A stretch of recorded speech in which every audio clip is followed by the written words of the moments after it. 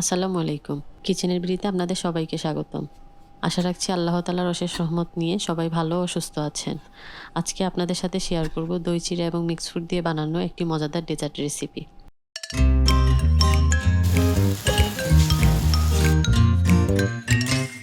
প্রথমে ১ কাপ চিড়া ৩ থেকে ৪ বার পানি বদলিয়ে ধুয়ে নিব।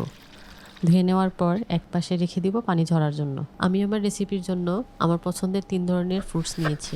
আপনারা আপনাদের পছন্দ মতো ফ্রুটস নিয়ে আপনাদের পছন্দ মতো আকারে কেটে নেবেন। এই পর্যায়ে একটি বাটিতে আগের থেকে ফেটিয়ে রাখা ১ কাপ টক দই নিয়ে নিচ্ছি।